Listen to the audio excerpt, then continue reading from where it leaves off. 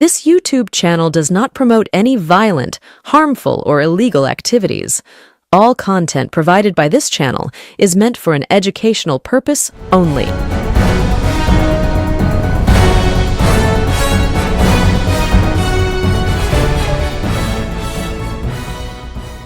নমস্কার, আমি প্রতিবেদক সায়ন্তন চক্রবর্তী। আপনারা দেখছেন বঙ্গচক্ষু ইউটিউব চ্যানেল। আমরা একটা কথা ছোটবেলায় খুব বলতাম যখন পড়াশোনা করতাম, স্কুলে যেতাম, পরীক্ষা দিতে যেতাম, ভাই এটা পড়ে গেলাম কিন্তু এটা কমন আসলো না, অন্য একটা প্রশ্ন দিয়ে দিয়েছে। বাংলার রাজনীতিতে এই মুহূর্তে ঠিক এরকম একটি পরিস্থিতি উদ্ভাবিত হয়েছে বা তৈরি হয়েছে। কি সেই পরিস্থিতি? গোটা বাংলার রাজ্য রাজনীতি এই মুহূর্তে প্রতিকূল রহমানের তৃণমূল কংগ্রেসে যোগদান নিয়ে ব্যস্ত। সমস্ত নজর প্রতিকূল রহমানের দিকে। কবে প্রতিকূল রহমান তৃণমূল কংগ্রেসে যোগদান করবে এটা এখন লাখ টাকা চিহ্ন। যদিও আমরা বঙ্গচক্ষু ইউটিউব চ্যানেলের পর্দায় স্পষ্টভাবে বলে দিয়েছিলাম সর্বপ্রথম যে ভাষা দিবসের দিনেই প্রতিকূল রহমান অভিষেক বন্দ্যোপাধ্যায়ের হাত থেকে দক্ষিণ 24 পরগনার কোনো একটি সভামঞ্চ থেকে তৃণমূল কংগ্রেসের পতাকা নিতে চলেছে। যদিও আমাকে তখন অনেকেই বিরূপ মন্তব্য করলেও এখন প্রত্যেকটি প্রথম সারির সংবাদ মাধ্যম আমার খবরেই শিলমোহর দিয়ে তারা খবর করছে। তারা বলছে আমতলায় তৃণমূল কংগ্রেসের সভায় প্রতিকূল রহমান তৃণমূল কংগ্রেসে আনুষ্ঠানিকভাবে যোগদান করতে চলেছে অভিষেক বন্দ্যোপাধ্যায়ের উপস্থিতিতে। যাই হোক, ভবিষ্যতে সেই ঘটনা আমরা দেখব এবং আরো একবার প্রমাণ হবে বঙ্গচক্ষু ইউটিউব চ্যানেল আপনাদের কাছে সঠিক খবর সব সময় তুলে দেওয়ার জন্য বদ্ধপরিকর। কিন্তু যে কথা বললাম, সবাই যখন ব্যস্ত প্রতিকূল রহমানকে নিয়ে, ঠিক তখনই 1 মার্চ থেকে তাসের ঘরের মতো ভেঙে পড়তে চলেছে বঙ্গ বিজেপি।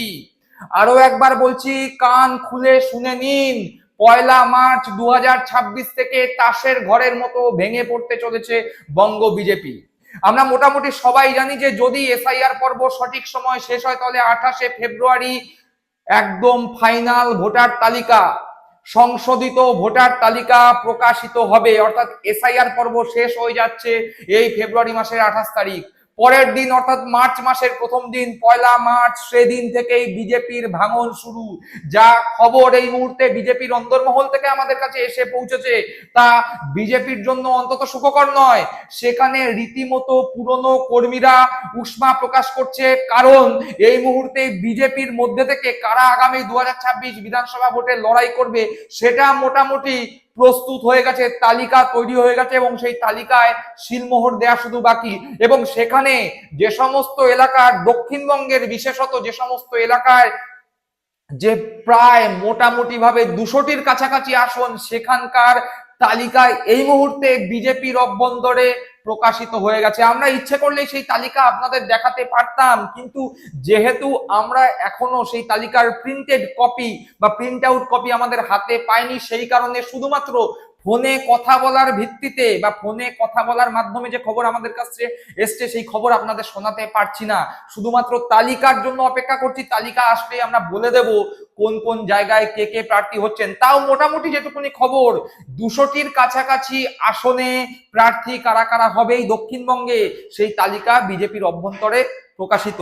এবং সেই জায়গায় দাঁড়িয়ে দেখা যাচ্ছে এই 200টির অধিকাংশ আসনে দলবদলু, পাল্টিবাজ, ধান্দাবাজ বিজেপি নেতা যারা শুভেন্দু অধিকারী ঘনিষ্ঠ সেই সমস্ত নেতাদের টিকিট দেয়া হয়েছে। বলা যায় যে শ্রমিক ভট্টাচার্য অনেক চেষ্টা করেছিলেন যাতে দলবদলু, পাল্টিবাজদের আটকে রাখা যায়, কিন্তু বিগত 2 সপ্তাহে শুভেন্দু অধিকারী বারংবার দিল্লি যাত্রা করে নিজের পেয়ারের লোকদের, নিজের পছন্দের লোকদের প্রার্থী তালিকায় জায়গা দিয়ে ফেলেছেন। এবং এই খবর বাইরে আসার সঙ্গে সঙ্গে বিজেপির অভ্যন্তরে বিদ্রোহ শুরু হয়েছে, যেই বিদ্রোহের প্রথম ঝলক দেখা গেছে রিঙ্কু মজুমদারের মুখ থেকে, যা নিয়ে গতকাল আমরা খবর করেছি। এবং একথাও আমরা জানিয়েছি যে রিঙ্কু মজুমদার এবার বলে দিয়েছেন আর ছাড়বো না। এবার দেখা রিঙ্কু মজুমদার যে আর ছাড়বো না হুঁশিয়ারি দিয়েছে, সেই ছাড়বো না বলার মাধ্যমে তিনি বিজেপিকে কি বার্তা দিতে চাইলেন? তিনি কি বলতে চাইলেন এবার আমায় টিকিট দিতেই হবে, নাকি তিনি বলতে চাইলেন টিকিট না পেলে এবার বিজেপির বিরুদ্ধেই তিনি লড়বেন? সেই লড়াই নির্দল হিসাবে না তৃণমূল কংগ্রেসের প্রতীকে, সে নিয়ে এখন জিজ্ঞাসা চিহ্ন আছে। থাকুক কয়েকদিন জিজ্ঞাসা চিহ্ন, কথা দিচ্ছি সেই বিষয়ে আমরাই সর্বপ্রথম আপনাদেরকে জানাবো। কিন্তু যে কথা দিয়ে শুরু করেছিলাম বিজেপি তাসের ঘরের মতো ভেঙে পড়বে, তার কারণ আমি বলে দিচ্ছি। পূর্ব মেদিনীপুর জেলা শুভেন্দু অধিকারীর জেলা, শুনে রাখুন, শুভেন্দু অধিকারীর জেলায় সবার আগে ভাঙন হবে এবং এই ভাঙন হতে চলেছে মার্চ মাসের দ্বিতীয় সপ্তাহে। দোল মিটে যাবে মার্চ মাসের দ্বিতীয় সপ্তাহে। শুভেন্দু অধিকারীর জেলা পূর্ব মেদিনীপুরে যত আদি বিজেপি কর্মীরা আছে তারা সংঘবদ্ধ হয়েছে। শুধুমাত্র কয়েকটি আলোচনা, কয়েকটি টেবিল ঘোরা বাকি। তাদের আলাপ আলোচনা যদি ফলপ্রসূ না হয় তাহলে মার্চের দ্বিতীয় সপ্তাহে এরা বিজেপির আদি গোষ্ঠীর বিরাট বড় অংশ তৃণমূল কংগ্রেসে যোগদান করবে। পূর্ব মেদিনীপুরের বুকে ভাঙন শুরু হবে। শুধু এখানেই নয়, সুকান্ত মজুমদারের জেলা, সেই জেলা থেকে দ্বিতীয় ভাঙনের খবর ইতিমধ্যে কনফার্ম এবং সেই ভাঙন হবেই। সেই ভাঙন রোধ শুভেন্দু থেকে শুরু করে সুকান্ত কেউ করতে পারবে না। তাদের বক্তব্য, যদি দিলীপ ঘোষ সামনে আসে, দিলীপ ঘোষকে মুখ করে বিজেপি লড়াই করে, তবেই আমরা দলে থাকবো, নচেত নয়। সুতরাং এই মুহূর্তে দিলীপ ঘোষকে মুখ করে লড়ার জায়গায় বিজেপি নেই, তাই তারা আগামী দিনে বিজেপি ছাড়ছে এ কথা লিখে দেওয়া যায়। আর 3 নম্বর ভাঙন যেখানে হচ্ছে, সেই ভাঙন শুনলে আপনারাও অবাক হয়ে যাবেন। সেই ভাঙন বিজেপির অন্যতম শক্ত ঘাঁটি, যেই শক্ত ঘাঁটিতে বিজেপি চোখ বন্ধ করে জেতার কথা ভাবে। কি ভাবছেন? নন্দীগ্রাম? না, নন্দীগ্রামে বিজেপি চোখ বন্ধ করে জেতার জায়গায় নেই। ভাটপাড়া, অর্জুন সিং এর গড়, ভাটপাড়ায় বিজেপির বড় সড়ো ভাঙন হতে চলেছে। ঠিক শুনছেন, ভাটপাড়ায় আদি বিজেপি নেতা কর্মীদের, বলা যায় হিন্দি ভাষী বিজেপি নেতা কর্মীদের মধ্যে বিরাট বড় ভাঙন হতে চলেছে। যেই ভাঙন ঠেকানোর জন্য অর্জুন সিং প্রচন্ড চেষ্টা করছেন, কিন্তু যারা সিদ্ধান্ত নিয়ে ফেলেছেন বিজেপি ছেড়ে তৃণমূল কংগ্রেসে যোগদান করবেন, তারা নিজেদের সিদ্ধান্তে অনড়।